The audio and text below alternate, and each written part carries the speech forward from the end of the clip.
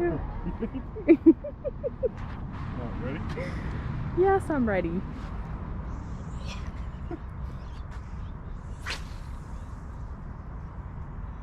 That's so awkward when you're being washed.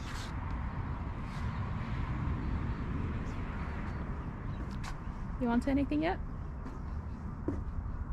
I've been fishing for 3 hours, Denise, and I haven't gotten a tap. And I'm using gulps, so, you know, that says something, doesn't it?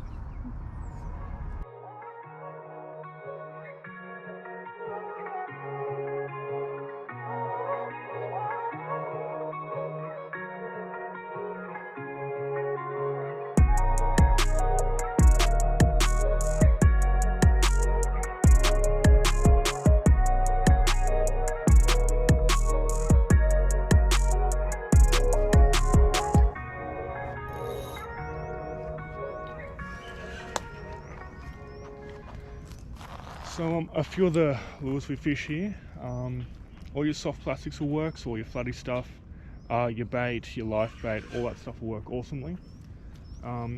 It is fairly deep water here though, it's like sort of 10 to 12 meters, so you want to be fishing the bottom. Definitely wouldn't be going like your surface lures unless you can see like schools of tailor or salmon out there busting up.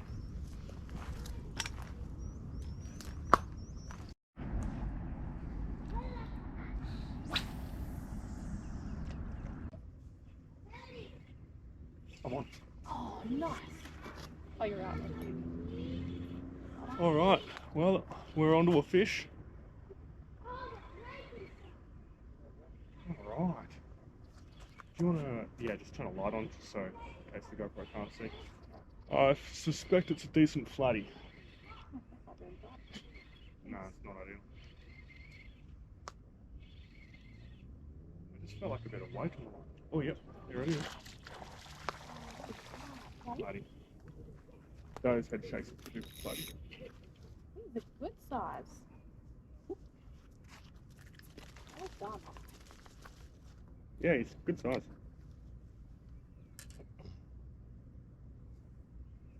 Do you want to, yeah, just to the GoPro. Sure. Alright, so, what, geez. Not another phone. Alright, so that is on the 4-inch watermelon gulp, and we've got a nice flatty there. I'm guessing probably mid 40s to high 40s to low 50s. Yeah, the old first cast with the gulp watermelon. We got him. Gorgeous, and we'll let him go.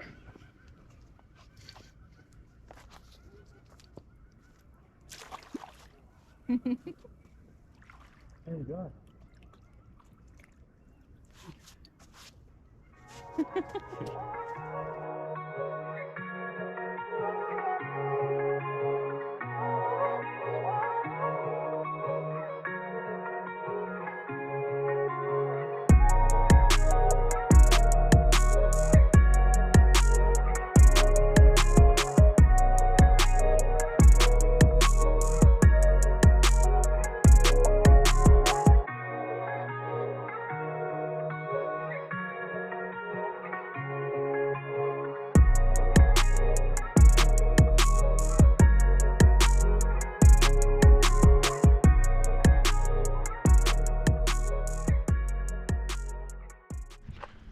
So this spot is a little bit hard to get to, but we'll show you on the maps where it is. And you want to start at the lookout near the showground and walk down to, I believe this is called Ben's Walk.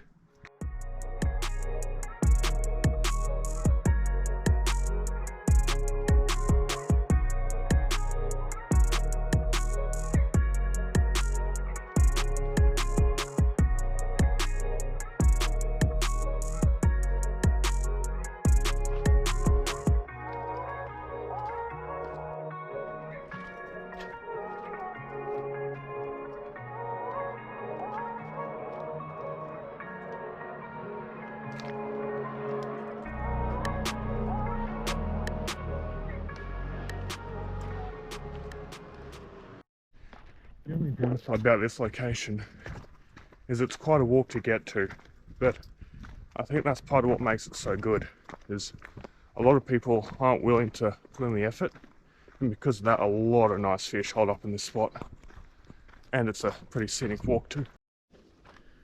So yeah, you're pretty much walking until you hit the mouth of the main creek, and just at that spot there, you want to take a right when the track turns left, and fish that little beach there.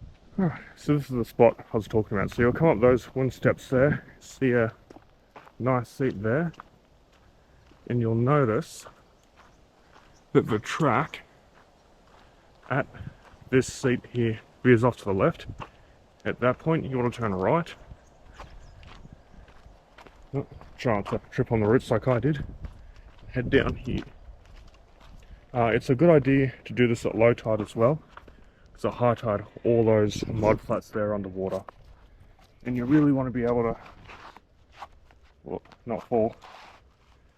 You really want to be able to walk out onto those to get to that deeper water.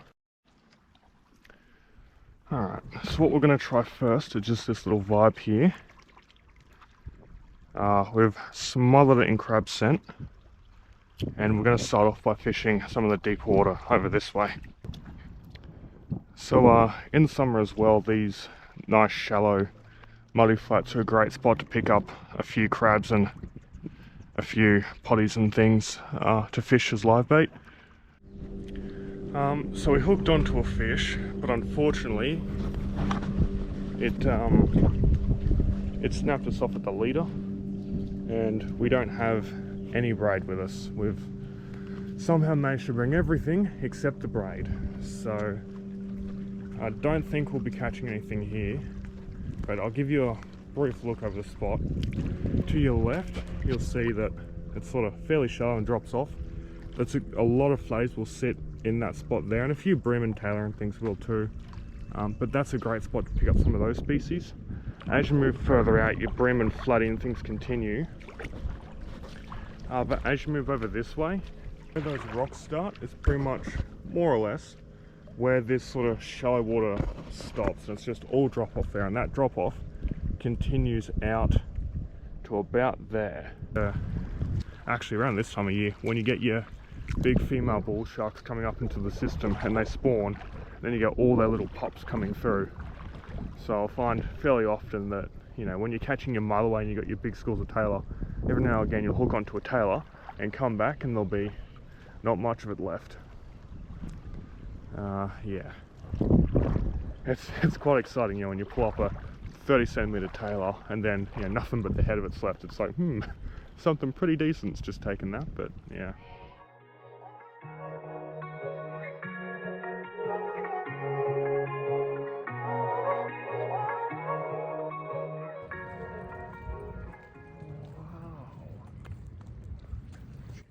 So we're out here. This is just the main wharf at Shoalhaven Heads. It's quite shallow here, and the water's usually fairly clear, so we recommend fishing it at night.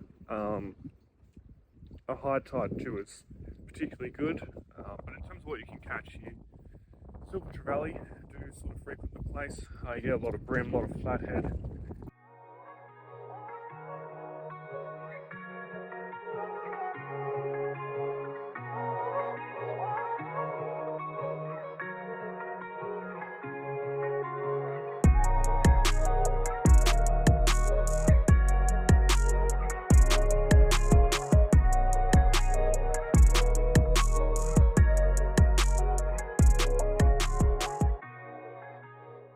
Through there, you'll see this big building, and this rock right here is where you want to go.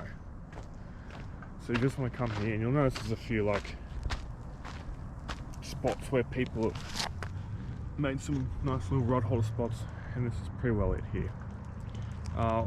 In the past we've caught lots of flatty sort of down that little strip there. Lots of bream, tailor, and a few sort of deep water fish up along this way, sort of towards those lights along the bank. And in terms of what you can fish to catch that, at night time I'd be going your live bait, your vibes, things like that. During the daytime, pretty well anything. If you fish the surface, you'll catch tailor. If you fish the bottom, you'll catch like your flatties and bream. What do you think, Denise?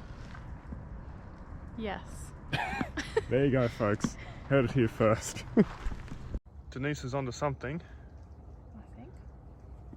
Oh, she was at least. I saw the rod tip, so... It was shaking. Yeah, it looks like a juvenile flatty to me. Oh no, still on. What's she got? Oh, what a guess. Sorry. Language. Very nice.